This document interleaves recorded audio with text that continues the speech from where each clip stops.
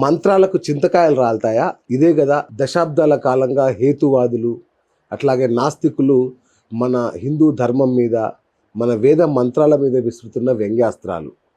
అసలు చింతకాయలు కూడా రాల్చలేని ఈ మంత్రాలతో ఉపయోగం ఏంటి? ఈ బ్రాహ్మణులు లేదంటే ఈ పండితులు ఈ యాగాలు యజ్ఞాల పేరుతో ఈ పనికిరాని మంత్రాలు, అంటే వాళ్ళు చెప్పే మాట చెప్తున్నాను, ఈ మంత్రాలను ఉపయోగించి డబ్బులు దండుకోవడానిక, మనల్ని మోసం చేయడానిక ఇదంతా చేస్తున్నారు. అసలు అక్షరాల సమూహమే కదా ఈ మంత్రం, దానికి అంత శక్తి ఎక్కడిది, ఎట్లా వస్తుంది? ఇట్లాంటి అనేక ప్రశ్నలకి ఈరోజు సమాధానం దొరకబోతుందని ఆశిస్తున్నాను. ఎందుకంటే ఈరోజు తన ధర్మాగ్రహంతో ఎలాంటి ప్రశ్నలకైనా సమాధానం చెప్పగలిగే ఒక అపర మేధావి వాళ్ళ మన స్టూడియోలో ఉన్నారు. మరి వారు ససాక్ష్యంగా అంటే తర్కబద్ధంగా వాదించి ఇవాళ ఈ యొక్క హేతువాదులకు వీరికి సరైన సమాధానం చెప్పబోతున్నారు. వారే ముదిగొండ చందు శర్మ గారు, బ్రహ్మశ్రీ. ఆయన వేదజ్ఞాని, అట్లాగే సుప్రసిద్ధ పౌరోహితులు కూడా. మరి వారు ఈ ప్రశ్నకు ఎలాంటి సమాధానం ఇస్తారో చూద్దాం. గురుగారు నమస్తే అండి. నమస్కారం అండి. ఎలా ఉన్నారు గురుగారు? బాగున్నానండి. అద్భుతం. సో గురుగారు, వింటున్నాం కదా, మనం చిన్నప్పటి నుంచి వింటూనే ఉన్నాము, మంత్రాలకు చింతకాలు రాలుతాయా, ఏం మంత్రాలయ్యా అని తరచూ అవహేళన చేస్తుంటారు చాలామంది. అఫ్కోర్స్ మన వాళ్ళు కూడా అంటుంటారు.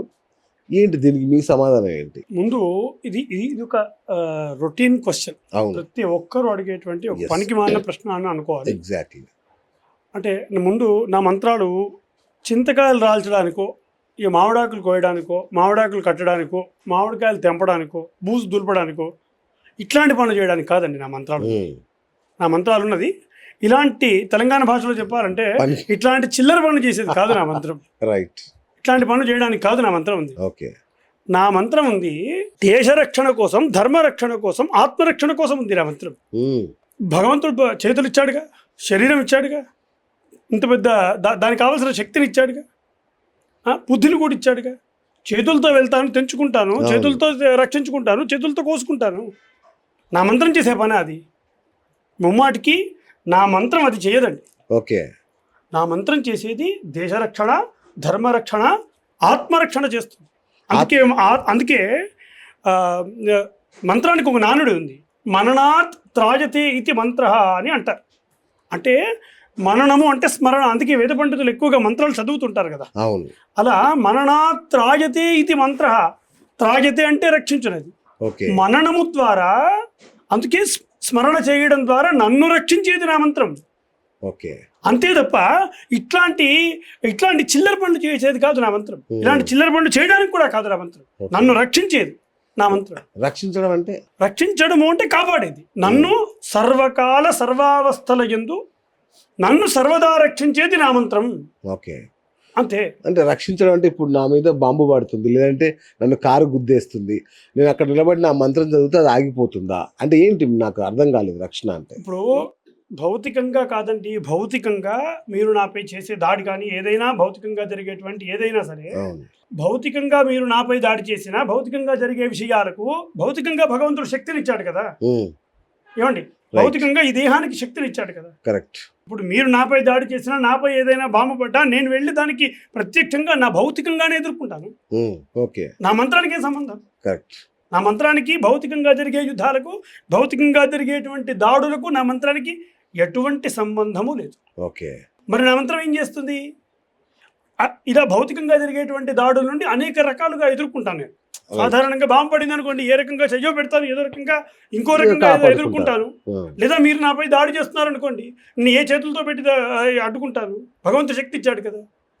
లేదా ఏ కాళ్ళ చేతులతో ఎదుర్కొంటాను, బుద్ధితో ఎదుర్కొంటాను. లేదా సామాజికంగా పోలీస్ కేసులు, శిక్షా స్మృతులు ఇవన్నీ ఉన్నాయి కదా, వాటి ద్వారా ఎదుర్కొంటాను సామాజికంగా. రైట్. కానీ నా మంత్రము ఇలాంటి భౌతికమైనటువంటి విషయాల పట్ల కాదు, ఆంతరంగికమైనటువంటి నన్ను రక్షించేది నా మంత్రం. ఆంతరంగికమైనటువంటి దాడుల నుండి నన్ను రక్షించేది నా మంత్రం. ఆంతరంగికమైన దాడులు అంటే కామ, క్రోధ, లోభ, మదమోహ, మాత్సర్యములనేటువంటి దుర్గుణాల నుండి నన్ను, అంటే ఈ పాంచభౌతికమైన శరీరం కాదు, ఈ భౌతిక శరీరం కాదండి నన్ను. అంటే అందుకే వేదాలు, ఉపనిషత్తులు ఏం చెప్తున్నాయి? బ్రహ్మైవ ఆత్మ. ఆ పరబ్రహ్మం ఏదైతే ఉందో అదే ఆత్మస్వరూపము అని చెప్తున్నాయి. ఓకే. అందుకే వేదసారమంతా అజమాత్మా అని వేదం అథర్వణ వేదం చెప్తుంది. అంటే నీవే ఆ ఆత్మవై ఉన్నావు. అజమాత్మ, ఆ ఆత్మస్వరూపమే నేను. బ్రహ్మైవాహమస్మి అంటే ఆ పరబ్రహ్మం ఏదైతే ఉందో అది నేను ఆత్మస్వరూపంగా ఉన్నా. ఓకే. కాబట్టి నేను అనేది ఈ భౌతిక శరీరం కాదు, ఆత్మ. అలాంటి ఆత్మను నన్ను సంరక్షించేది మంత్రం. నాపై ఆంతరంగిక దాడులు, కామ క్రోధ లోభ మతమోహ మాత్సర్యాలు చేసేటువంటి దాడుల నుండి నన్ను సంరక్షిస్తూ దానికి కావలసిన శక్తినిస్తూ నన్ను నేను దర్శించుకునే విధంగా అనుగ్రహించేది నా మంత్రం. అంతే తప్ప ఇట్లాంటి భౌతిక విషయాల పట్ల కాదు, భౌతిక విషయాల పట్ల చరించదు నా మంత్రం. అద్భుతంగా చెప్పారు గురుగారు. అయితే నా సందేహం ఏంటంటే, మరి అలాంటి మంత్రాలని మీరు అంటే బ్రాహ్మణులు కావచ్చు, ద్విజులు కావచ్చు, ఎవరైనా నీకు కారు వస్తుంది, నీకు ఇల్లు వస్తుంది, నీకు సంతానం కలుగుతుంది అని చెప్పి యజ్ఞ యాగాదులని, హోమాలని, జపాలు, తపాల పేరుతోటి ఎందుకు? అది మోసం కాదా అది చేయడం? మరి కాదండి. ఇప్పుడు మీరు ఒక కోరిక కోరుకోండి, ఏదైనా కోరుకోండి. ఓకే, మా ఛానల్ బాగుండాలి, మీరు మనసు కోరిక కోరుకున్నారు, ఏదో కోరిక కోరుకున్నారు, కోరికను చూపించలేరు. అవును. కోరుకున్న దాన్ని కాకుండా కోరికను చూపించగలరా? మీ కోరిక ఏమిటో, ఎలా ఉంటుందో, దాని రంగు ఏమిటో, రుచి ఏమిటో, చిక్కదనం ఏమిటో చూపించగలరా? లేదు కదా. కోరికను చూపించలేను నేను. అది మనస్సులో పుట్టేది. ఇప్పుడు మీకు చెప్తాను, ఉదాహరణ చెప్తా. ఒక చెట్టు దగ్గరికి మీరు వెళ్ళారు, పైన పండు కనబడుతుంది, ఆ పండుని మీరు తినాలి అని అనుకున్నారు. తినాలి అని అనుకోవడం కోరిక. రైట్. అర్థమైనా? ఈ కోరిక ఎక్కడి నుంచి పుడుతుంది? మనలో ఉన్నటువంటి మోహానికి పుట్టే సంతానమే కోరిక. ఓకే. అయితే ఈ కనబడుతున్నటువంటి పండుకు రూపం ఉంది, అది ఆధారమై ఉన్నటువంటి చెట్టుకు రూపం ఉంది, అది ఆధారమై ఉన్న చెట్టుకు రూపం ఉంది, అది తినేటువంటి నాకు రూపం ఉంది. కానీ ఆ తినే సమయంలో నేను పొందుతున్నటువంటి అనుభూతికి రూపం లేదు. ఓకే కదా. కోరికకు రూపం లేదు, అనుభూతికి రూపం లేదు. ఏదో బాగుంది అని ఇలా అలా అన్నప్పటికీ అది దానికి రూపం లేదు కదా. దీనికే మన మహర్షులు ఏం చేశారంటే దైవత్వాన్ని ఆపాదించారు. ఓకే. ఈ మనస్సులో పుట్టినటువంటి కోరికను కామ లేదా ఇచ్ఛ అని సంబోధించారు, లేదా ఈ అనుభూతిని అనుభవ అన్నారు. ఈ రెండింటికి దైవత్వాన్ని ఆపాదించారు. రైట్. అంటే ఎలా అంటే, ఇప్పుడు చెట్టు మీద ఉన్నటువంటి పండు ఉందనుకోండి, ఉంది కదా, దాన్ని తినడానికి మీరు ఏం చేస్తారు? చెట్టు ఎక్కుతానో లేదంటే ఖచ్చితంగా కోయకుండా చేతికి అందేట్టుగా ఉంటే చేతితో తెంచుకొని తింటాం, లేదా పైన ఎక్కడో ఉంటే ఎక్కే శక్తి ఉంటే ఎక్కుతాం, లేదా శక్తి లేదనుకోండి ఏ కర్రతోటో కొడతాం, ఏ రాయితోనూ కొడతాము, లేదా ఏదో రకంగా అనేక రకాల ప్రయాసాలు చేసి దాన్ని మనం తీసుకుంటాం కదా. అదే ఈ పండు తినడానికి మనం చేస్తున్నటువంటి ఈ ప్రయాస ఏదైతే ఉందో దీన్నే హైందవ ధర్మం ఏం చెప్పింది అంటే దీన్నే యజ్ఞము అన్నది. నేను పండు తినడానికి చేస్తున్నటువంటి ఈ ప్రయాస మొత్తం దీన్నే యజ్ఞము అని సంబోధించింది. ఇక్కడ చాలా మందికి చాలా ప్రశ్నలు వస్తాయి, మామూలుగా వితండంగా. ఏమేమి ప్రశ్నలు అంటే, ఏమండి నాకు కదా స్వతహా శక్తి ఉంది, నా శరీరంలో శక్తి ఉన్నప్పుడు, నేను కదా శ్రవించి పైకి చెట్టెక్కుతున్నప్పుడు నేను ఎందుకండి భగవంతుడికి పూజించాలి? నా శక్తి ఉన్నప్పుడు నేను ఎందుకు పూజ చేయాలి భగవంతుడికి కదా? నేను శ్రమిస్తే కదా నాకు పంట వస్తుంది, నేను ఎందుకు ఆ సమయంలో భగవంతుడికి పూజ చేయాలి? ఇది సూపర్ ప్రశ్న. ఇట్లా ఇదొక ప్రశ్న. అలాగే ఇప్పుడు నా కుమారుడు ఉన్నాడు, వాడు రాత్రింబగళ్ళు శ్రమించి కష్టపడి చదువుకుంటే కదా వాడికి ర్యాంక్ వచ్చేది. నేనెందుకు పూజించాలి వాడి ర్యాంకు కోసం? వాడి ర్యాంకు కోసం నేనెందుకు భగవంతునికి పూజ చేయాలి? అదే ర్యాంకుతో వాడు ఉత్తమమైనటువంటి ఉద్యోగాన్ని సంపాదించుకుంటుంటే ఆ ఉద్యోగం కోసం అది ఎట్లా వచ్చింది వాడికి? వాడు శ్రమిస్తే రాత్రింబగళ్ళు శ్రమించి చదివితే కదా ఉద్యోగం వస్తుంది. పర్ఫెక్ట్. దానికి నేను ఎందుకండి భగవంతుడికి పూజ చేయాలి? అలా వచ్చినటువంటి ఉద్యోగంలో రాత్రింబగళ్ళు శ్రమించి రూపాయి డబ్బు కూడబెట్టి ఆ డబ్బును తీసుకొని పోయి ఏ బ్యాంక్ దగ్గరికి వెళ్ళి అక్కడ లోన్ తీసుకొని ఇల్లు ఏదో కొనుక్కున్నాను, ఆ గృహం ఈ రకంగా పొందేటువంటి గృహానికి నేనెందుకు భగవంతుడికి పూజ చేయాలి? కదా. ఎలా వస్తున్నా నాకు? నేను శ్రమిస్తే కదా వస్తున్నాను. ఇప్పుడు నేను భగవంతుడికి పూజ చేయడం వల్ల అవేమన్నా నేను శ్రమించకుండా ఆగాల్సి వస్తుందా? మళ్ళీ శ్రమించాల్సి వస్తుంది కదా. కానీ అలాగే ఇవన్నీ చూసి నన్ను చేసుకోవడానికి వస్తున్న ఓ భార్య ఏదో నన్ను ఆస్తులు చూసి లేదా నా గుణగణాలు చూసి నా యొక్క స్థితి చూసి నన్ను పెళ్లి చేసుకోవడానికి ఎవరో వస్తున్నారు. అలాంటప్పుడు నేను ఎందుకు పూజలు చేయాలి? ఇవి కదా, ఇవన్నీ సమకూర్చుకుంటే కదా నాకు పెళ్ళి అయ్యేది. భగవంతుడికి పూజ చేస్తే కాదు కదా పెళ్ళి. కాదు. భర్తతో సుఖించి పిల్లల్ని కనడానికి నేను ఎందుకు భగవంతుడికి పూజ చేయాలి? ఇలా ఒక్కటి కాదండి, కొన్ని వందల ప్రశ్నలు వేయగలరు. సూపర్, దీనికి మంచి ఆన్సర్ ఇవ్వండి. ఇట్లాంటి- నా డౌట్ కూడా ఇట్లాంటి ప్రశ్నలు వందల ప్రశ్నలు వస్తాయి. అవును. ఇలాంటి ప్రశ్నలు వేసుకునే ముందు హైందవ ధర్మం అంటే ఏమిటో, హైందవ ధర్మ మూలం అంటే ఏమిటో తెలుసుకున్నటువంటి వాడు ఇలాంటి ప్రశ్నలు వేయడు. ఓకే. అసలు హైందవ ధర్మం అంటే ఏంటో తెలుసుకున్నవాడు ఇలాంటి ప్రశ్నలు ముమ్మాటికి వేయడండి. ఉమ్. అలా ఆ తెలుసుకున్నా కానీ అలాంటి ప్రశ్నలు వేశాడంటే ఆ రోగానికి మందు లేదని అర్థం. అంతేగా, ఆ రోగానికి అయితే మందు లేదు అని అర్థం. నిద్ర నటించేవాడిని మనం ఏం ఏం చేయలేం కదా. కాబట్టి ఇక్కడ ముందు హైందవ ధర్మం అంటే ఏమిటో తెలుసుకోవాలి. హైందవ ధర్మ మూలం అంటే ఏమిటో తెలుసుకోవాలి. మీకు తెలుసా హైందవ ధర్మ మూలం అంటే ఏమిటి? అంటే దీన్ని నీ విమర్శ ఒకటి చేస్తాను గురుగారు. మీ బ్రాహ్మణులు ఎవరైతే ఉన్నారో ఎవరికి తెలియకుండా చేశారు దాన్ని. ధర్మం అంటే ఏంటో మాకు తెలియదు. ఏమనంటే గుడికి వెళ్ళండి, మొక్కండి, రండి, అంతవరకే ఉంచారు మమ్మ, మిగతా వాళ్ళందరూ. అయితే చెప్తా, హైందవ ధర్మ మూలం ఏమిటంటే ఈ ద్వారా హైందవ ధర్మ మూలం ఏమిటో అందరికీ తెలియాలి. ఈ ప్రేక్షకులందరికీ కూడా హైందవ ధర్మ మూలం తెలియాలి, తెలుసుకోవాలి. అది చాలా అవసరం కూడా. హైందవ ధర్మ మూలం భక్తి, భక్తి, శరణాగతి, కృతజ్ఞత, త్యాగం. ఈ 4 హైందవ ధర్మానికి 4 పిల్లర్ల వంటివి. భక్తి, శరణాగతితో ఉండటం. ఎలా అంటే ఇప్పుడు వాళ్ళు వేసిన ప్రశ్నే అనుకుందాం, అలాంటి పనికిమాలిన ప్రశ్నలకే చెట్టెక్కే శక్తి నాకున్నప్పుడు నేను ఎందుకు భగవంతుడికి పూజ చేయాలి? హైందవ ధర్మం ఏమంటుందంటే చెట్టెక్కే శక్తి నాకు ఎవరిచ్చారు? నాకెవరిచ్చారు? నీవంటూ శక్తి ఇవ్వకపోతే నేను ఎక్కడున్నాను? నీవెక్కడ? అమ్మా నాన్న ద్వారా వచ్చిన అదేనండి. అమ్మా నాన్నకైనా శక్తి ఎవరిచ్చారు? వాళ్ళనైనా సృష్టించింది వాళ్ళ శక్తి, వాళ్ళకి కూడా శక్తిని ఇచ్చింది భగవంతుడే కదా. వాళ్ళకి ఇచ్చినటువంటి శక్తిని ఆయనే ఇచ్చాడు. ఈ శక్తి నాకు అంటూ నువ్వు ఇయ్యకపోతే, హైందవ ధర్మం యొక్క నీవంటూ నాకు శక్తిని ఇవ్వకపోతే నాకిక్కడిది శక్తి. ఇది ఒక భక్తి, శరణాగతి. నీవంటూ లేకపోతే నేనెక్కడున్నాను? నీవంటూ నన్ను సంరక్షించకపోతే నీవిచ్చినటువంటి శక్తితో భగవంతుడా చెట్టెక్కుతున్నా, కాబట్టి జై శ్రీరామ్. నీవిచ్చిన శక్తే, నీ ఇచ్చిన శక్తితో నేను చెట్టెక్కుతున్నా. చూడండి, హనుమంతుల వారికి ఆయనకు శక్తి, ఆయనకు స్వతహా లంకను దాటగలే శక్తి ఆయనకు ఉన్నది, స్వతహానే ఉన్నది. అయినా తను భగవంతుడైనా తనకు తెలిసిన మరి అంతకంటే గొప్పవాడైనటువంటి రాముడికి నమస్కారం చేసి ఆయన ఆశీర్వాదం తీసుకొని ఆయన లంకకు ప్రయాణం ఆయన వెళ్ళాడు, దాటాడు. అలాగే రామచంద్రుల వారు వెళ్ళేటప్పుడు కూడా ఆయన భగవంతుడని ఆయనకు తెలిసిన ఆయన శంకరుణ్ణి పూజించి నారాయణుడిని పూజించి అక్కడి నుండి వెళ్ళాడు ఆయన.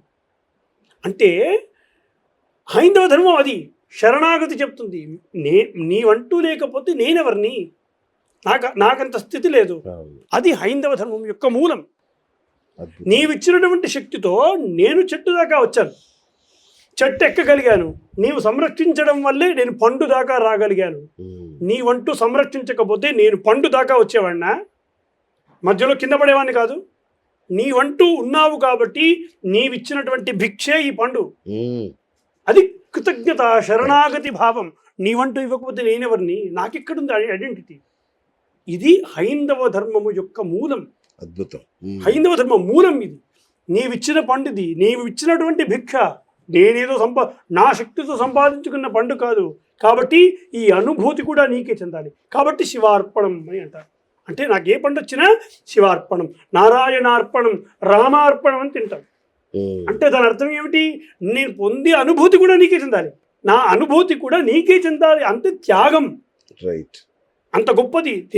నేను పొందే అనుభూతిని కూడా నీకే ఏర్పడి అంతే. ఇప్పుడు చూడండి, హైందవ ధర్మంలో పెద్ద పెద్ద యజ్ఞాల దగ్గర నుండి లక్షలు పోసి కోట్లు పోసి యజ్ఞాలు చేస్తుంటారు, యాగాలు చేస్తుంటారు. అదే కాకపోయినా మన ఇంట్లో చిన్న చిన్న పూజలతో సహితంగా పెద్ద పెద్ద యాగాల వరకు ఏమి చేసినా లాస్ట్కు ఏతత్ఫలం పరమేశ్వరార్పణమస్తు అని అంటారు. అంటే ఏమిటి? నేను చేస్తున్న ఫలమంతా, నాకు వచ్చిన ఫలమంతా నీకే. మళ్ళీ ఎంత పెద్ద యాగం చెయ్యని ఏతత్ఫలం పరమేశ్వరార్పణమస్తు, ఏతత్ఫలం శ్రీకృష్ణార్పణమస్తు అని అంటారు. అంటే నేను ఫలం సంపాదించుకుంది మళ్ళీ నీకే ఇచ్చేస్తున్నా. ఎందుకు? నాకెందుకు? నన్ను రక్షించేవాడు నీవు కదా, నీకు కావాలి. అది నాకు అవసరం లేదు, నీకు కావాలి ఆ ఫలం. కాబట్టి నీ దగ్గరే ఉంచుకో. నన్ను సంరక్షించేవాడివి నీవు ఉండగా నాకెందుకండి మళ్ళీ ఫలాలు? నీవు చెప్తున్నది కదా నేను చేస్తున్నది. ఇంతటి త్యాగ బుద్ధి త్యాగశీలత నా హైందవ ధర్మ మూలం. నాకు వచ్చిన ఫలం కూడా నీకే అర్పణ చేస్తా, అది నా హైందవ ధర్మ మూలం. ఆ రకంగా హైందవ ధర్మం ఉంటుంది. నాకింత యోగ్యత, నన్ను ఇంతగా చూసావంటే, నన్ను ఇంతగా పోషించకపోతే నేను ఇంత యోగ్యున్నయ్యేవాడినా? నాకింత భార్య కలిగేదా? నాకింత పిల్లలు కలిగేవారా? నీవంటూ సంరక్షించకపోతే నేనేవాడిని? నీవంటూ ప్రసాదం ఇవ్వకపోతే నేను తినేవాడినా? తినగలిగే శక్తి ఇచ్చింది నీవే, దాన్ని జీర్ణించుకునే శక్తి ఇచ్చింది నీవే. కొంతమంది నిద్రపట్టక తిరుగుతున్నారు, నాకు సుఖంగా నిద్రించే శక్తిని ఇస్తున్నావు, అది నీవిచ్చింది కదా. ఇది కృతజ్ఞత, హైందవ ధర్మంలోని ఆంతర్యం. సూపర్. నా కుమారుడు కూతురికి నేను ఇంత యోగ్యుడిని వివాహం చేయగలుగుతున్నానంటే వాళ్ళని ఇప్పటి వరకు పోషించింది నీవు కాదా? నీవు పోషించకపోతే వాళ్ళకు స్థితి ఎక్కడిది? ఇది హైందవ ధర్మము యొక్క మూలం, కృతజ్ఞత, శరణాగతి. నీవు లేకపోతే నేనెక్కడున్నాను, నాకు ఐడెంటిటీ ఎక్కడిది అనేది హైందవ ధర్మ మూలం. రైట్. అందుకే శరణాగతి ఎంతగా ఉంటుందంటే, మీరు చూడండి, వివాహంలో కుమారుడికి కానీ కూతురికి కానీ వివాహం చేస్తున్నప్పుడు సాక్షాత్ మహావిష్ణు స్వరూపాయ వరాయ, సాక్షాత్ మహాలక్ష్మీ స్వరూపిణీం నామ్నీం కన్యాం అని. అంటే నేను నీకే వివాహం చేస్తున్నాను, నీ వివాహాన్ని ఆచరిస్తున్నాను, నా కుమారుడికి కూతురికి కాదు, నీకే చేస్తున్నాను అనేటువంటి కృతజ్ఞతతో చేస్తారు, ఆ శరణాగతితో చేస్తారు. బిడ్డ పుడితే ఇంట్లో ఆ బిడ్డను పట్టుకొని రామచంద్రమూర్తిలా ఉన్నాడు రా, అవునా? అంటే నిద్రే చూస్తున్నా నేను, రామచంద్రమూర్తిలా ఉన్నాడు రా, శివయ్యే వచ్చాడు రా నీ ఇంటికి. ఇది నా ధర్మం, కృతజ్ఞత, శరణాగతి. నిన్నే చూస్తాను, అందుకే నీ పేర్లే పెడతా, శివయ్య, కృష్ణ, రామ అని నీ పేర్లే పెడతాను. అది నా హైందవ ధర్మ మూలం, కృతజ్ఞత, శరణాగతి. ఇవన్నీ నీవు కాదు, నీవు ఇవ్వకపోతే నాకెక్కడిది? నీవంటూ నన్ను పరిరక్షించకపోతే నేనెవరిని, నాకెక్కడుంది ఐడెంటిటీ? ఓకే. కాబట్టి ఇలాంటిది, ఇలా నీవు పరిరక్షిస్తుండడం వల్ల నేను ఇంత యోగ్యున్నయ్యాను. కాబట్టి నీకేం చేయాలి? నేను కృతజ్ఞతగా నిన్ను వేడడం తప్ప, నిన్ను ఆరాధించడం తప్ప నేనేం చెయ్యాలి? నాకు శక్తినిచ్చావు, నేను యజ్ఞ రూపంగా ఆరాధిస్తా. నేను చేసే యజ్ఞము ఏదైతే మీరు ఇందాక అడిగారో, యజ్ఞం కావాలి, నాకు ఒక వివాహం కావాలి, వివాహం కోసం నేను వెళ్తున్నాను, నా కుమార్తె వివాహం కోసం వెళ్తున్నాను. వెళ్ళేటువంటి దారివి నీవే చూపిస్తావు, ఆ శక్తిని కూడా నీవే ప్రసాదిస్తున్నావు. కాబట్టి అన్ని ప్రసాదిస్తున్నందుకు కృతజ్ఞతగా నేను భగవంతుని ఆరాధిస్తున్నాను. నేను నిన్ను ఆరాధించడం తప్ప ఏం చెయ్యాలి? నాకు శక్తినిచ్చావు, నేను యజ్ఞ రూపంగా ఆరాధిస్తున్నా. ఇంకొకరికి ఇంకో రకంగా శక్తినిచ్చావు, వాడు అభిషేకంగా ఆరాధిస్తున్నాడు. ఇంకొకటి అర్చన రూపంగా, ఇంకొకటి ధ్యాన రూపంగా, ఇంకొకటి యోగ రూపంగా, ఇంకొకటి మానసికంగా, వాడి శక్తి కొలది ఆరాధన చేస్తున్నారు. అవే యజ్ఞాలు, హోమాలు, అభిషేకాలు, అర్చనలు, దానాలు, ఇలా అనేక రకాల క్రియలుగా చెందాయి.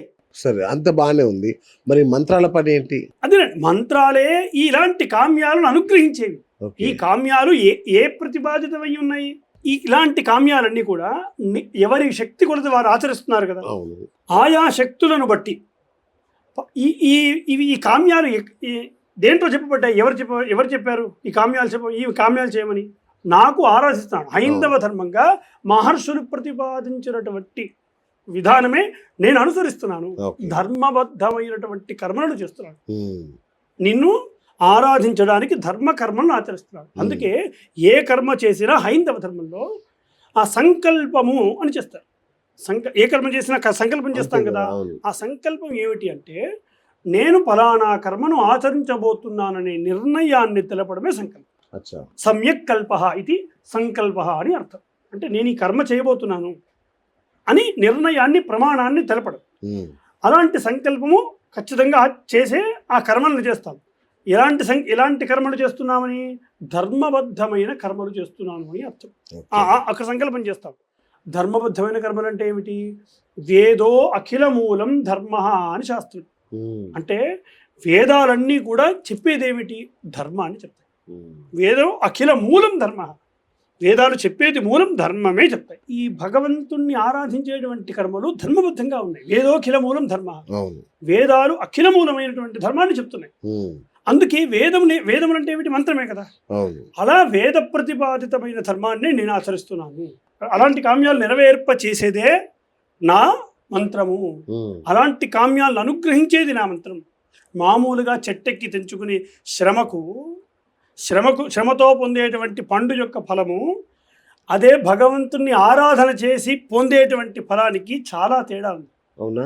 మామూలుగా శ్రమ చేసుకొని పొందేటువంటి ఫలితానికంటే ఇలా భగవంతుని కర్మ ద్వారా పొందేటువంటి ఫలితము మంత్రభూయిష్టమై ఉంటుంది కదా, అది దైవ ప్రసాదం అవుతుంది. అంతే కదా, దైవ ప్రసాదం అవుతుంది.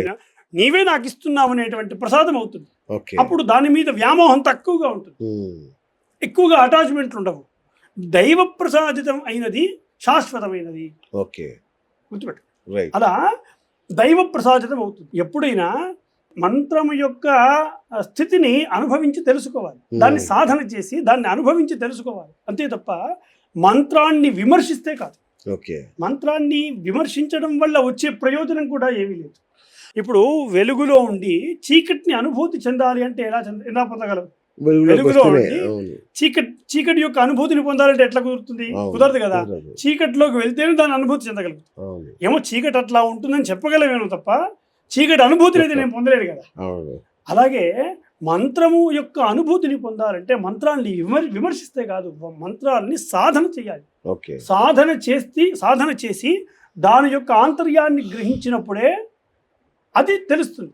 మంత్రాన్ని సాధన చెయ్యాలి. ఎవరైనా సాధన చేయవచ్చా, మీరు ఒక్కరే చేయాలా?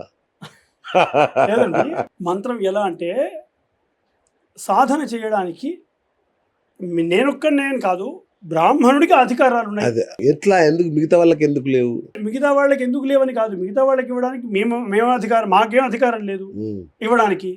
మేము రాసింది కాదు, మేము ప్రతిపాదించింది కాదు, శతాబ్దాలుగా మీ చేతుల్లోనే ఉన్నాయి. అదేనండి, మేము ప్రతిపాదించింది కాదు, మేము పెట్టిన రూల్స్ కాదవి, మేము రాసింది కాదవి, మేము రాసింది కాదు, మేము ప్రతిపాదించింది కాదు, ఆ సూత్రాలు కూడా మేము పెట్టింది కాదు. నాకేం అధికారం ఉంది పక్కవాడికి ఇవ్వడానికి కదా.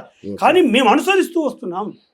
అర్హత ఉన్నవాడు, గుర్తుపెట్టుకోండి, అర్హత ఉన్నవాడు ఎలాంటి స్థితిని కలగజేసినా, ఎలాంటి ప్రలోభాలు కలగజేసినా, తలలు తీసేస్తాను చెప్పినా, తలలు తీసేసినా, విందుకని పిలిచి 800 మంది తలలు నరికేసినా, చర్మాన్ని తీసేసి చొప్పులు కుట్టుకున్నా, చర్మాన్ని తీసేసి ఉప్పు కారాలు అద్దిన, యజ్ఞోపవీతాలు తెంచి చలి కాచుకున్నా, వాళ్ళ భార్యా పిల్లల్ని అవమానం పాలు చేసి అత్యాచారాలు చేసి చంపేసిన, వాని అస్తిత్వానికి మూలమైన దేవాలయాలు నాశనం చేసిన, వాని అస్తిత్వానికి మూలమైన గురువుల్ని, గురుకులాలని, విద్యాలయాల్ని, వీటన్నింటినీ ధ్వంసం చేసినప్పటికీ వాడికి ఆపాదించినటువంటి ధర్మాన్ని అర్హత ఉన్నటువంటి వాడు చేసుకుంటే వస్తున్నాడు, దాన్ని పరిరక్షించుకుంటూనే వస్తున్నాడు. అంటే ఈ అర్హతను ఎవరు నిర్ణయిస్తారో? అర్హత ఏంటి? పోనీ అర్హత అంటే ద్విజత్వం అండి. ద్విజత్వం, యజ్ఞోపవీత ధారణే అర్హత, ఉపనయన సంస్కారమే అర్హత.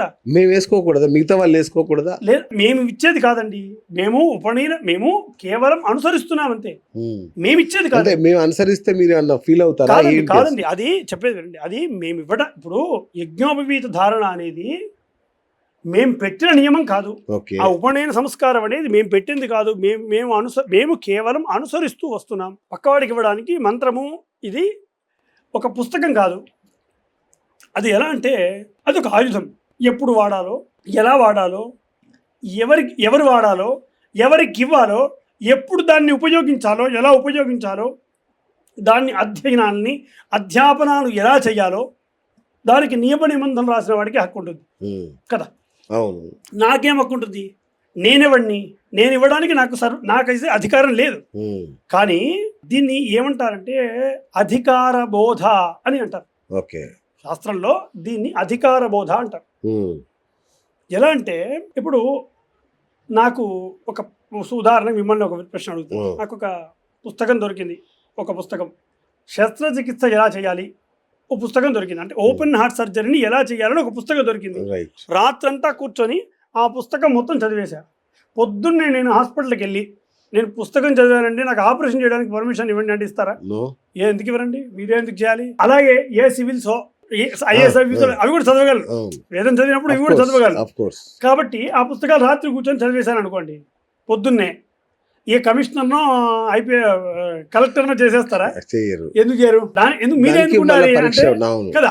దానికి అనుగుణంగా కొన్ని సంవత్సరాల పాటు శిక్షణ తీసుకొని దాంట్లో నిష్ణాతమైనటువంటి స్థితిని సంపాదించి, దాంట్లో ఉత్తమమైనటువంటి ర్యాంకులు సంపాదించి, దానికి అనుగుణమైనటువంటి ఇంటర్వ్యూలు ఫేస్ చేసి కదా. ఆ తర్వాత ఉత్తమమైనటువంటి పరిశోధనలు చేసిన తర్వాత అప్పుడు సర్టిఫికేట్లు ఇచ్చి కదా కూర్చోబెడుతున్నారు, లైసెన్సులు ఇచ్చి కదా కూర్చోబెడుతున్నారు. ఊరికే రాదు కదా అది. ఈ ద్విజత్వం అనేది కూడా అలాంటిదే, నేనిచ్చేది కాదు. అనాదిగా ఒక బ్రాహ్మణుడు పుట్టక ముందు నుండే వాడు సంస్కరించబడతాడు. మీకు చెప్తాను వినండి శ్రద్ధగా. పుట్టక ముందు నుంచి కాదు, ఇంకా గట్టిగా చెప్పాలంటే వాడు గర్భంలో పడక ముందు నుండి సంస్కరించబడతాడు. వివాహమైన దంపతులు, మొట్టమొదటి దంపతులు, వాళ్ళ మొట్టమొదటి కలయిక గర్భాధానము, అది గర్భాధానం అంటారు. అది మొదటి సంస్కారం. బీజం పడడానికంటే ముందే మంత్రభూయిష్టమై ఉంటుంది ఆ గర్భాధానం. అది మొదటి సంస్కారం. అది అక్కడి నుండి బీజం పడ్డ తర్వాత, గర్భం నిశ్చయమైన తర్వాత, ఆ పిండం విచ్ఛిన్నం కాకుండా ఉండడం కోసం, ఆ శరీర వృద్ధి కలగడం కోసం, పిండ వృద్ధి కలగడం కోసం దాన్ని కాంక్షిస్తూ పుంసవనము అని ఒక రెండవ కర్మ చేస్తారు. ఇది రెండవ సంస్కారం. అది కూడా మంత్రభూయిష్టమై ఉంటుంది. అక్కడ హోమాలు ఉంటాయి, ఇవన్నీ తండ్రి చేస్తాడు. తర్వాత మూడవ సంస్కారం ఉంటుంది, అది సీమంతము అని. ఇది అందరికీ ఉంటుంది, కానీ బ్రాహ్మణుడికి మంత్రభూయిష్టమై ఉంటుంది ఈ సీమంతం. సుఖప్రసవం కలగాలని, అలాగే అనుభవజ్ఞులైనటువంటి సంతానవతుల చేత ఆ గర్భవతిని ఆశీర్వదించడం, ఆమెకు ధైర్యం చెప్పడం, సుఖప్రసవం కలగాలని ఆశీర్వదించేటువంటి కర్మ సీమంతం. అది కూడా మంత్రభూయిష్టమయ్యే మూడవ సంస్కారం. తర్వాత నాలుగవ సంస్కారం, ప్రసవం అయిన తర్వాత బొడ్డు కోసేటువంటి సంస్కారం, అది జాతకర్మ అంటారు. అక్కడ ఏమిటంటే తల్లిని బిడ్డని వేరు చేస్తున్నందుకు గాను ప్రాయశ్చిత్త హోమాలు చేస్తాడు తండ్రి. తన కుమారుడు ఎవరైతే 9 నెలల గర్భవాసం చేసి వచ్చాడో ఆ గర్భవాస దోషాలన్నీ నివృత్తి చెందడం కోసం వాణ్ణి సంస్కరించేటువంటి హోమాలు చేస్తాడు, ప్రాయశ్చిత్త హోమాలు చేస్తాడు, గర్భవాస దోష నివృత్త్యర్థం చేస్తాడు. జాతకర్మ అని ఉంటుంది అక్కడ హోమాలు. ఇవన్నీ 4వ సంస్కారం. అది 5వ సంస్కారం నామకరణం, 6వ సంస్కారం అన్నప్రాసన, 7వ సంస్కారం చౌలము అని చేస్తారు, చెవులు కుట్టించడం 3వ సంవత్సరంలో చేస్తారు పిల్లవాడికి. అంటే ఆ 8వ సంస్కారం ఉపనయనం, ద్విజత్వం. అంటే ఉపనయనం కావడం కంటే ముందు 7 సంస్కారాలు జరుగుతున్నాయి వాడికి. ఈ 7 సంస్కారాలను దాటిన తర్వాత గర్భాష్టమేషు బ్రాహ్మణముపనయీత అంటారు. అంటే గర్భం నుండి 8వ సంవత్సరంలో బ్రాహ్మణుడికి ఉపనయనం జరుగుతుంది. ఉపనయనం అనేదే మంత్రాధికారము, ద్విజత్వము, ఇదే వేదాధ్యయనం చేయడానికి ఉండేటువంటి సంస్కారం ఈ ఉపనయనం. ఈ ఉపనయనం ద్వారా తండ్రి తను ఇన్ని సంవత్సరాల పాటు చేసినటువంటి తన యొక్క గాయత్రి శక్తిని తన కుమారుడికి ధారపోస్తాడు. గురువు బ్రహ్మోపదేశాన్ని చేస్తాడు. ఆ తర్వాత గురువు తన శిష్యుని వెంట తీసుకొని వెళ్ళి బ్రహ్మచర్యంతో గురు శుశ్రూష చేస్తూ వేదాధ్యయనానికి కావలసినటువంటి స్థితిని పొందుతాడు అతను. ఇది 8వ సంస్కారం. తర్వాత 9వ సంస్కారము, ఆ తర్వాత గురువు బ్రహ్మచర్యం చేస్తూ ఏదైతే వేదాధ్యయనాన్ని చేస్తూ ఉంటాడో ఆ కాలంలో 4 భాగాలకు అనుగుణంగా 4 రకాల వ్రతాలు చెప్పాయి బ్రహ్మచారికి. ఆ సౌమ్యమని, ఆగ్నేయమని, వైశ్వదేవమని, ప్రాజాపత్యమని, ఇలా 4 రకాల ఆయా వేద భాగాలను నేర్చుకుంటున్నందుకు గాను ఆయా వ్రతాలు చేస్తాడు బ్రహ్మచారి. ఆ వ్రతాలలో ఏమైనా లోపాలు వస్తే ఆ ప్రాయశ్చిత్తార్థం గోదాన వ్రతం అని చేస్తాడు. ఇవన్నీ పూర్తి చేసుకొని ఎక్కడి నుండి అయితే బయలుదేరాడో మళ్ళీ అక్కడికి తిరిగి వచ్చేటువంటి దాన్ని సమావర్తనము అంటారు. తిరిగి రావడాన్ని సమావర్తనము అంటారు. గురువు ఆజ్ఞ తీసుకొని నేను మళ్ళీ విద్యంతా పూర్తి చేసుకొని మళ్ళీ ఇంటికి తిరిగి వస్తాడు, దాన్ని సమావర్తనం అని వేడుక చేస్తారు. వచ్చి ఈ బ్రహ్మచర్యంలో ఏదైతే లోపాలు జరిగాయో వాటికి ప్రాయశ్చిత్త హోమాలు చేస్తాడు. స్నాతక వ్రతము అని చేస్తాడు అక్కడ. అలా ప్రాయశ్చిత్తాలు చేసి ఆజ్ఞ తీసుకొని స్నాతకుడే వివాహం చేసుకుంటాడు. ఈ 15 కర్మలు ఏవైతే ఉన్నాయో ఇది బ్రాహ్మణుడికి జరిగే 15 కర్మలు అంటారు. దీన్ని నేనెట్లా విఘ్నం చేసి పక్కవాడికి ఇవ్వాలి? నాకేం అధికారం ఉంది? బ్రాహ్మణుడు పుట్టక ముందు నుండి సంస్కరించబడుతుంటే నేను మధ్యలో పక్కవాడికి ఎవరికో ద్విజత్వం ఇవ్వడానికి లేదా అర్హతను ఇవ్వడానికి నేనెవరిని? మాకేం అధికారం ఉంది? మాకు సర్వదా అధికారం లేదు. మేము కేవలం అనుసరిస్తూ వస్తున్నామంతే. మాకు అధికారం ఇవ్వడానికి గల ఇది లేదు. కొన్ని లక్షల సంవత్సరాల నుంచి పరంపరగా వేదరక్షణ కోసం, ఎందుకంటే వేదాలు ఇవి అపౌరుషేయ, కొన్ని లక్షల సంవత్సరాల నుండి ఈ వేద మంత్రాలను అధ్యయనం చేస్తూ ఒక పరంపరగా వస్తున్నాయి, పరంపరగా రక్షిస్తూ వస్తున్నాయి. ఈ వేదాలు అపౌరుషేయ అంటే ఎవరో ఒక రాసినవి కానే కాదు. అవి కేవలం విన్నవి, వినడం ద్వారా పుట్టినటువంటివి.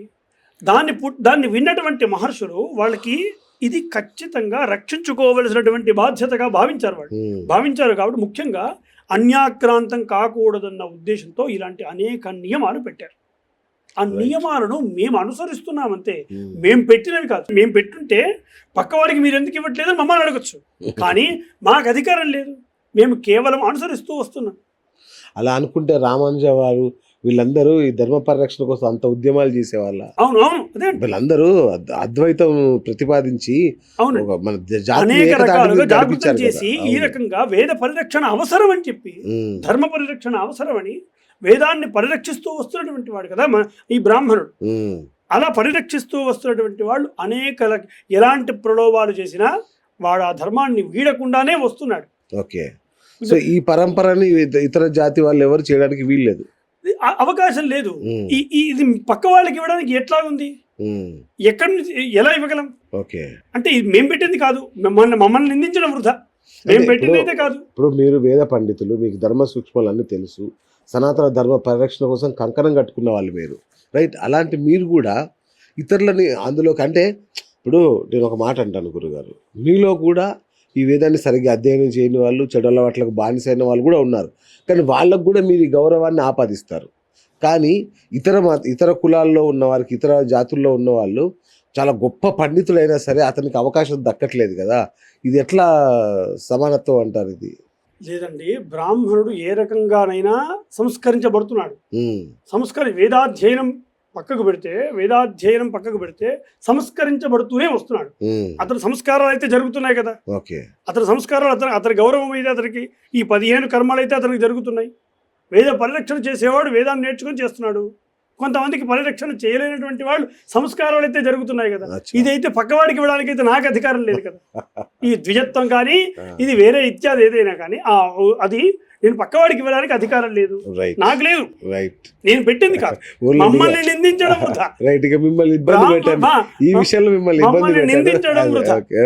ఒకటి. సాధారణంగా దీన్ని ఇలా విమర్శిస్తే కాదండి, మామూలుగా సాధారణంగా ఈ మంత్రానుభూతిని పొందాలి. పొంది రైట్ గురుగారు, ఇప్పుడు వేదాలు మంత్రాలు, వేద మంత్రాలు ఏవైతే మీరు చెప్తున్నారో వాటి అర్థాలు అయితే మాకు ఎలాగో తెలియదు, వాటిని మేము అనుభూతి కూడా చెందలేకపోతున్నాం. ఒకటైతే అసలు ఈ కాలంలో వేదాలకు అంత విలువ ఉంటుందా? ఖచ్చితంగా ఉంటుంది. వేదాలు 100%, 100% విలువ దానికి ఎప్పటికీ, అంటే ఈ కాలానికి సరిపోతాయి. ఏ కాలమైనప్పటికీ విలువ ఎందుకు పోతుంది?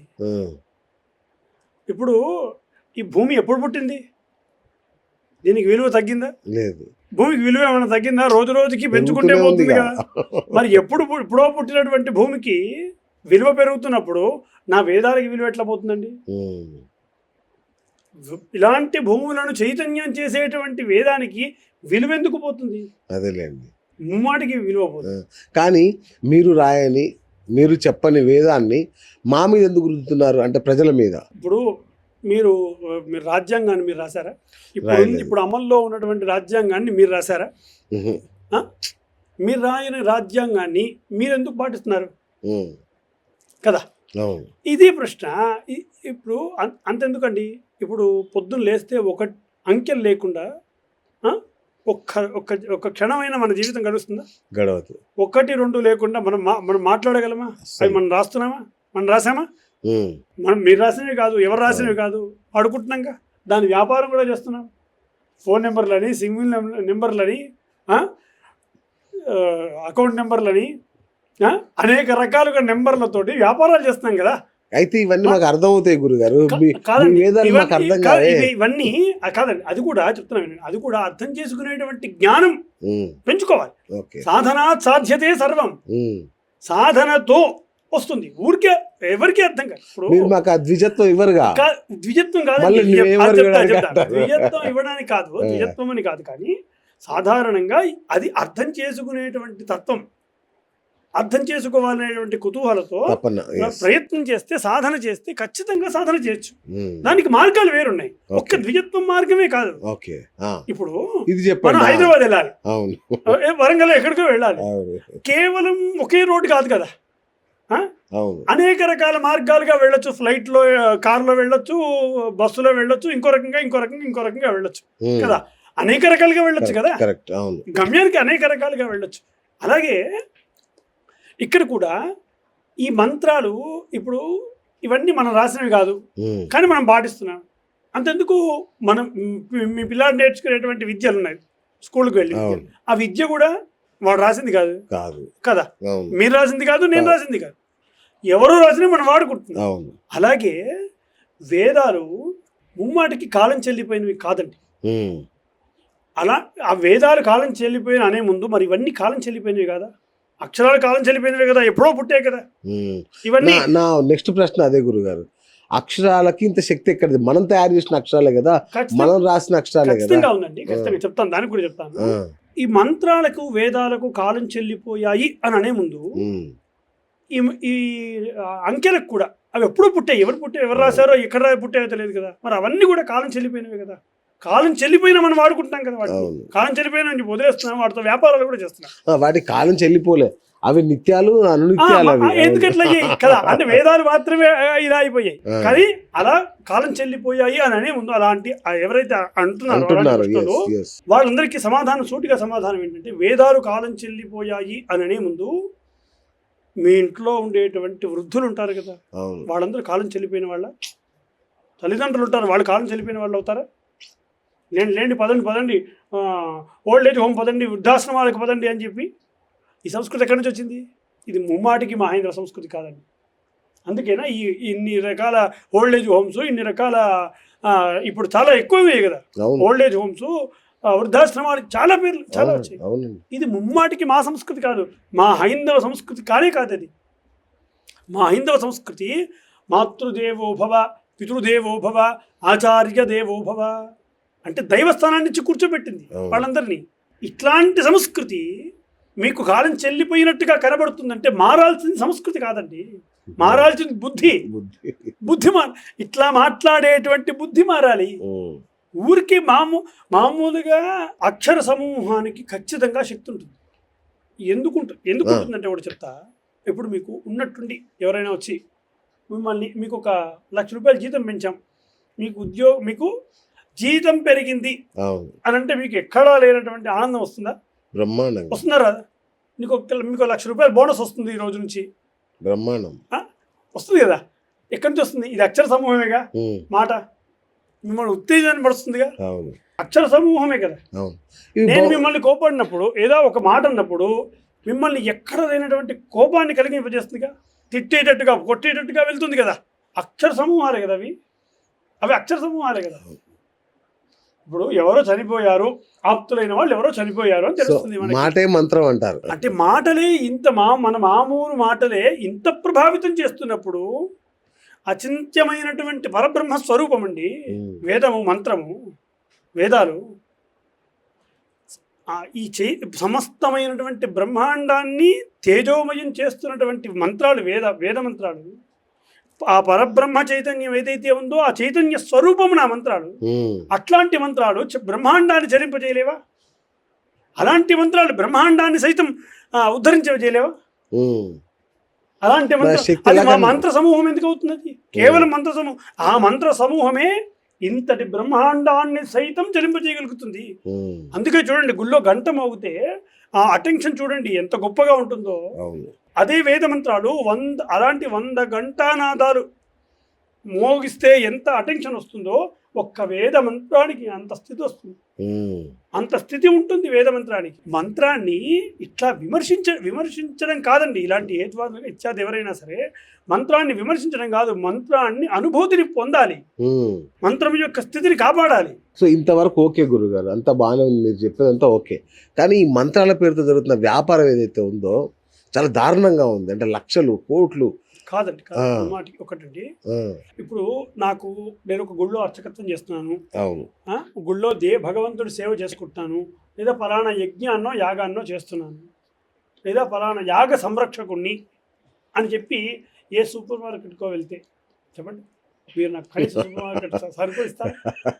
లోపలికి కూడా రాని ఎవరు కదా. అలాగే ఏ వైద్యశాలలో ఏ హాస్పిటల్లో అయినా కనీసం వైద్యం చేస్తారా?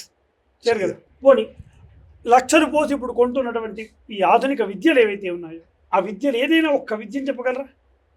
ఒక విద్యను నేర్పించగలరా? నేను ఫలానా గుళ్ళో పూజారినండి, ఫలానా అర్చక లేదా యజ్ఞం చేస్తున్నాను, యాగం చేస్తున్నాను, ఇలా లోక కళ్యాణార్థం చేస్తున్నాను అంటే నాకు కనీసం విద్య నేర్పించగలరా? నేర్పించలేరు. కనీసం బండ్లో పెట్రోల్ కొట్టగలరా?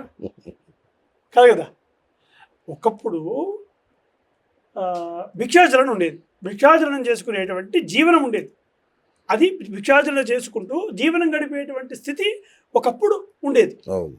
కానీ అది ఇప్పుడు ఈ ఆధునిక యుగంలో సాధ్యమైనటువంటి అంశం కాదు. కానీ వేద సేవ జరగాలని, ధర్మరక్షణ జరగాలని కాంక్షించేటువంటి ధార్మికులు ఉన్నారు చూసారా, వాళ్ళు చేసుకొని వాళ్ళు వ్రతాలు హోమాలు వాళ్ళు చేసుకొని ధర్మరక్షణార్థం చేస్తున్నటువంటి కర్మల ద్వారా వస్తున్నటువంటి సంపాదనే ఆ దక్షిణే.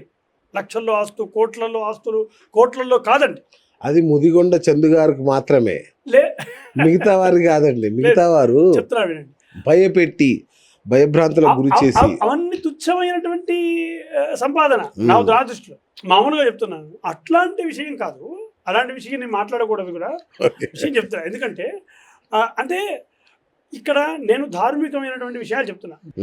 ధార్మికంగా తను చేస్తున్నటువంటి వృత్తితో ధార్మికంగా పనిచేస్తూ ధార్మికులు చేస్తున్నటువంటి యజ్ఞ యాగాది క్రతువుల్లో వస్తున్నటువంటి సంపాదనతో జీవిస్తున్నటువంటి వాళ్ళు కోకుల్లో ఉన్నారు. మీరనేటువంటి ఆడంబర జీవితాల్లో ఉన్న వాళ్ళు తక్కువ మంది ఉండొచ్చేమో, కానీ సాధారణంగా చాలా మంది బ్రాహ్మణులు ఇలాంటి దక్షిణతో జీవించేటువంటి వాళ్ళే వందలాది మంది ఉన్నారండి. వేలాది మంది, లక్షలాది మంది ఉన్నారు ఇలాంటి మంది. అలాంటి వాళ్ళు వేద పరిరక్షణ చేస్తూనే వస్తున్నారు. ఎలాంటి ప్రలోభాలు పెట్టినా అలాగే ఉన్నారు, పరిరక్షిస్తూనే వస్తున్నారు. ఒక్క వేద పాఠశాలకు వెళ్ళి చూడండి మీరు. ఒక్క వేద పాఠశాలలో ఒక బ్రాహ్మణుడి జీవితం ఎంత కఠినంగా ఉంటుందో. ఇంతటి ఆధునిక యుగంలో కూడా వేద పరిరక్షణ చేస్తూ ఒక్క విద్యార్థికి కూడా వేద పాఠశాలలో జరిగినటువంటి నేర్చుకునేటువంటి విద్యార్థి దగ్గర నుండి ఒక్క రూపాయి కూడా తీసుకోకుండా 3 పూటల భోజనం పెట్టి మరి కావలసిన వసతులు ఇచ్చి మరి వేద విద్య నేర్పించే గురుకులాలే మీకు కనబడతాయి. ముమ్మాటికి అవే కనబడతాయండి, ఎక్కడికి వెళ్ళినా అవే కనబడతాయి. అలాగా వేద పరిరక్షణ చేస్తూ వస్తున్నటువంటి వాళ్ళు చాలా మంది ఉన్నారు, కోకొల్లుగా ఉన్నారు. తన స్వార్జిత ధనము, పిత్తార్జిత ధనాన్ని కూడా వేద పోషణ కోసం కేటాయించిన వాళ్ళు ఉన్నారు చాలా మంది. దాన్ని కేటాయిస్తూ పరిరక్షిస్తూ వస్తున్న వాళ్ళు ఉన్నారు. ఆ ధార్మికుల గురించి నేను మాట్లాడుతున్నాను. ఆ ధార్మికులందరూ కూడా ఇలాంటి ధర్మబద్ధమైనటువంటి జీవనాన్ని గడుపుతున్నటువంటి వాళ్ళే, ధర్మబద్ధంగా జీవిస్తున్నటువంటి వాళ్ళే. వాళ్ళు ఎక్కడా కూడా అంటే మితిమీరినటువంటి స్థితి కాదు, ఎక్కడో ఒక దగ్గర జరుగుతుంది. అది అంతటా ఉంది. ఒక్క రంగమే కాదు, అన్ని రంగాల్లో అలాంటివి ఉన్నాయి కదా. అన్ని రంగాల్లో అలాంటివి జరుగుతున్నాయి. కాకపోతే కొంత ప్రభావం చేత కొన్ని ముందు వెనక కావచ్చు, కానీ సాధారణంగా ధార్మికంగా జీవిస్తున్నటువంటి వాళ్ళు కోకొల్లోలుగా ఉన్నారు. మీరు ఒకసారి వేద పాఠశాల. సూపర్. ఫైనల్ గా గురుగారు, మీరు నేను అడిగిన ప్రశ్నలన్నీ కూడా ఈ నాస్తికులు హేతువాదుల ప్రశ్నలే, నావి కాదు, నాదనుకునేది. సో వీళ్ళకి ఫైనల్గా మీరు ఇచ్చే సందేశం కానీ వార్నింగ్ కానీ ఏంటి? ఏమండి, ఒకటి సాధారణంగా బ్రాహ్మణుడిపై పడి బ్రాహ్మణుడు పెట్టలే ఇలాంటి సంస్కరణలు మేము ఆచరిస్తూ వస్తున్నాం. అవును. ఇలాంటి ఈ మంత్రాలకి చింతకాయలు రాలుతాయా, అవి రాలుతాయా, ఇవి రాలుతాయా అనేటువంటి ఇలాంటి విష సంస్కృతులు, విష మాటలు మాట్లాడడం వృధా. మమ్మల్ని, మంత్రాలని, వేదాలను నిందించడం వృధా. దాన్ని పెట్టినటువంటి వాళ్ళు కదా. ఇప్పుడు రాజ్యాంగం మనం ఇప్పుడు ఒకవేళ నిందించాలి అనుకుంటే రాజ్యాంగాన్ని నిందిస్తే ఊరుకుంటారా కదా. అలాగే రాజ్యాంగాన్ని రాసింది కాదు ఎవరు, రాజ్యాంగాన్ని రాసినటువంటి వాళ్ళు వేరే వాళ్ళు ఎవరెవరు. ఇప్పుడు నేను దాన్ని ఆచరిస్తున్నాను అంతే, దాన్ని అనుసరిస్తున్నాను. రాజ్యాంగ ధిక్కారం నేను చేయట్లేదు కదా, అనుసరిస్తున్నాను అంతే. అనుసరిస్తున్నటువంటి వాడిని వచ్చి ఇలాంటి ప్రశ్నలు వేసి ఇలా అనేక రకాలుగా ప్రలోభాలు చేయడం ముమ్మాటికి తప్పిది, వృధా. మమ్మల్ని నిందించడం వృధా. మేము పెట్టింది కాదు, మేము రాసింది కాదు. కాబట్టి ఇలాంటివి ఇకనైనా మానుకొని వేదం పట్ల, ధర్మం పట్ల కాస్తనైనా ఉంటారని ఆశిస్తూ అదొకటి ఆశ. థ్యాంక్ యూ గురుగారు. నిజంగా అద్భుతమైన పాయింట్ చెప్పారు. నాకు కూడా తెలియదు, అంటే ఈ మంత్రాలు ఇవన్నీ ఏదో శక్తుల్ని మేల్కొల్పుతాయేమో ఎక్కడి నుంచో మన లోపల ఉన్న ఇంద్రియాల్ని మేలుకొల్పుతాయేమో అనుకునేవాడిని నేను. కానీ మీరు చెప్పిన విషయం చాలా అద్భుతమైంది. ఈ యొక్క వేదాలు మంత్రాలు అనేవి కృతజ్ఞత, త్యాగం ఇలాంటి 4 పాదాల మీద నడిచే ఒక అద్భుతమైన మంత్రాలు ఇవి. అంతే తప్ప వీటిలో ఏ మంత్రశక్తులు లేవు. అంటే సమాజ హితాన్ని కాంక్షిస్తూ మనుషుల్లో ఏదైతే కామక్రోధ మోహ లోభ మదమాత్సర్యాలు ఉంటాయో వాటిని తగ్గింపజేస్తూ నశింపజేస్తూ ధర్మబద్ధమైన సంఘ జీవనం గడపడం కోసం ఉద్దేశించినవే ఈ మంత్రాలు తప్ప వీటికి మంత్రాలకు చింతకాయలు రాలు. చింతకాయలు మీరే చేత్తో కొట్టుకోండి, ఎందుకంటే దేవుడు మీకు చేతులు ఇచ్చారు. అదే అసలు నానుడు కూడా ఉంది. అసలు ఇది కాదు, చింతలు రాల్చేది మంత్రం. ఆహా, చింతలు మనలో ఉండేటువంటి చింతలు రాల్చేది చింతకాయలు కాదు, కాయల్ని యాడ్ చేశారు. అసలైన నానుడి మంత్రానికి చింతలు రాలుతాయి. సూపర్. అది చింతల్ని ఎట్లాగా రాల్చేస్తుంది. అద్భుతం. సో ఇంకా ఎవరైనా నాస్తికులు ఇంకా హేతువాదులు కనుక మిగిలి ఉంటే, ఇంకా మీకు సందేహం తీరకపోతే కింద కామెంట్ రూపంలో తెలియజేయండి. మీ సందేహాల్ని గురువు గారు చక్కగా తర్కబద్ధంగా హేతుబద్ధంగా సమాధానాలు ఇస్తారు, శాస్త్రబద్ధంగా కూడా. అంతే కదా గురుగారు? థ్యాంక్ యూ అండి, thank you so much. So Mudigonda Chandu Sharma గారితో ఇవాల్టి ఇది మన బిఎస్ టాక్ షో. నేను మీ బిఎస్ సైనింగ్ ఆఫ్.